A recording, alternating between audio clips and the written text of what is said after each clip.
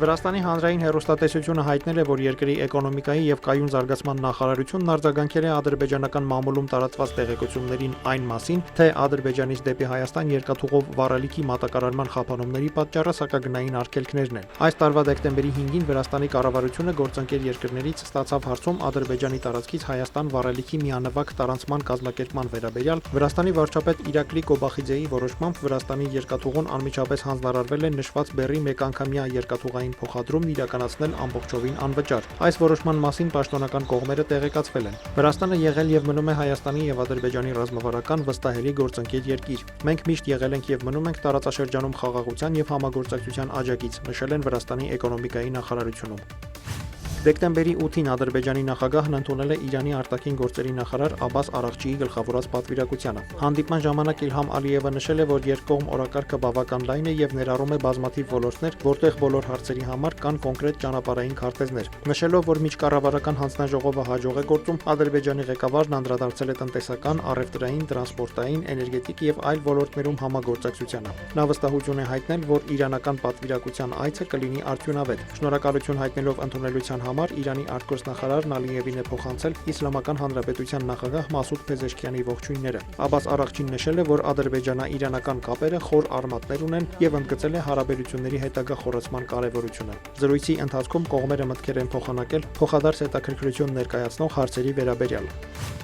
Թայլանդի արևելքում Կամբոջայի հետ վերսկսված բախումների ժամանակ զոհվել է առնվազն 1 թայլանդցի զինծառայող, 4-ը վիրավորվել։ Ըստ Reuters-ի այդ մասին հայտարարել է Թայլանդի զինվորական ծառայությունը։ Երկիրն օդային հարվածներ է հասցրել Կամբոջայի հետ վիճելի սահմանի երկայնքով։ Թայլանդի բանակը հայտարարել է, որ Կամբոջայի զինված ուժերը հրթիռներ են արձակել Թայլանդի քաղաքացիական ենթակառուցվածքների ուղղությամբ, հավելելով, որ զոհերի մասին հաղորդագրություններ չկան։ Կամբոջայի պաշտպանության նախարարությունը հայտարարել է, որ մի քանի օր տևած սադրիչ գործողություններից հետո Թայլանդի զինված ուժերն առավոտյան հարձակումներ են իրականացրել, ինչին կամբոջական զորքերը չեն հակադարձել։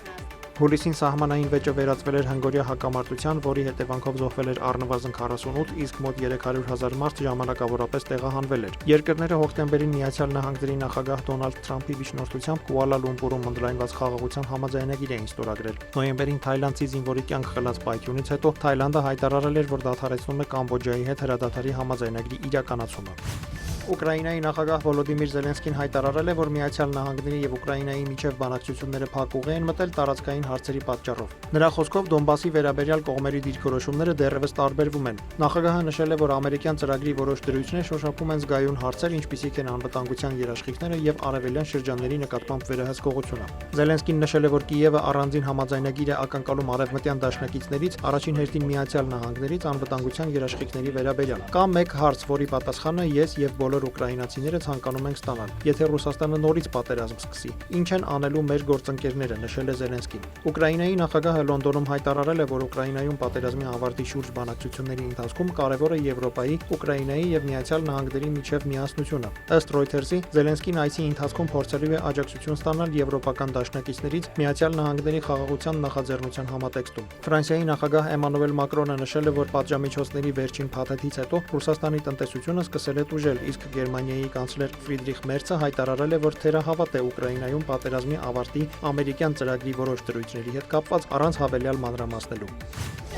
Միացյալ Նահանգների նախագահ Դոնալդ Թրամփն անդրադարձել է ռուս-ուկրաինական կարգավորման գործընթացին։ Լրագրողների հետ զրույցի ժամանակ Սպիտակ տան ղեկավարին հարցրել են, թե որն է լինելու նրա հաջորդ քայլը Ուկրաինայի եւ Ռուսաստանի հետ բանակցություններում անցյալ շաբաթ տեղի ունեցած խորհրդակցություններից հետո։ Մենք խոսել ենք նախագահ Պուտինի հետ, խոսել ենք Ուկրաինայի ղեկավարության, այդ թվում նախագահ Զելենսկու հետ։ Ես պետք է ասեմ, որ փոքրինչ հիասթափված եմ, որ նախագահ Զելենսկին դեռ չի կարդացել առաջարկը, հայտարարել է Միացյալ Նահանգների նախագահը։ Ըստ Թրամփի Ուկրաինայի նախագահի թիմը նույնպես աջակցում է փաստաթղթին, սակայն նա չգիտի արդյոք անձամբ Զելենսկին համաձայն է թե ոչ։ Ավելի վաղ Ուկրաինայի նախագահը հայտարարել էր, որ կառուցողական հեռախոսազրույց է ունեցել ամերիկացի պաշտոնյաների հետ։ Ուկրաինան վճռական է շարունակելու բարեխղճորեն համագործակցել ամերիկյան կողմի հետ իրական խաղաղության հասնելու համար, գրել է Զելենսկին սոցիալական ցանցերում։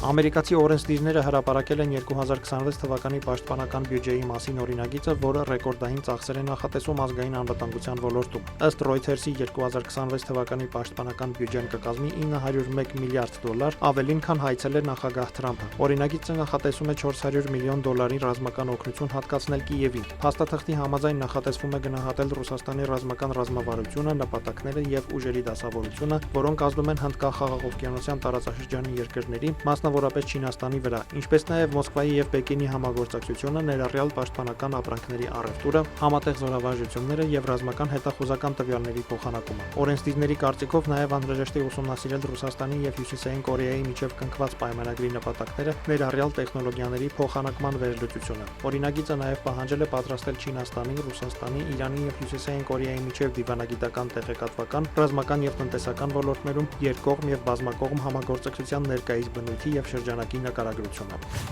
Reuters-ի հաղորդմամբ Իսրայելի վարչապետ Բենյամին Նեթանյահուն հայտարարել է, որ Գազայում պատերազմը դադարեցնելու Միացյալ Նահանգների ծրագրի երկրորդ փուլը շատ մոտ է։ Երուսաղեմում Գերմանիայի կանցլեր Ֆրիդրիխ Մերցի հետ լրագրողների հետ զրույցում Նեթանյահուն նշել է, որ դեկտեմբերի վերջին կարևոր բանակցություններ կանցկացնի Միացյալ Նահանգների նախագահ Դոնալդ Թրամփի հետ, քննարկելու ծրագրի երկրորդ փուլի իրականացման մանրամասները։ Նեթանյահուի խոսքով Թրամփի հետ քննարկվելու է նաև Գազայում Համասի գերիշխանության վերջ դնելու հարցը։ Իսրայելն այժմ վերահսկողություն է իրականացնում Գազայի տարածքի 53%-ի նկատմամբ։ Խաղաղության ծրագրի երկրորդ փուլի համաձայն իսրայելական ուժերը պետք է հետ քաշվեն, իսկ Գազայում ստեղծվի անցումային կառավարություն եւ տեղակայվեն անվտանգության բազմազգ ուժեր, Համասը պետք է զինաթափվի եւ սկսվի անկլավի վերակառուցումը։ Գերմանիայի կանցլեր Ֆրիդրիխ Մերցը հայտարարել է, որ Բերլինը պատրաստ է օգնել Գազայի վերակառուցմանը, բայց կսպասի Նեթանյահուի եւ Թրամփի հանդիպմանը եւ Վաշինգտոնի հաջորդ քայլերի վերաբերյալ պարզաբանումներին։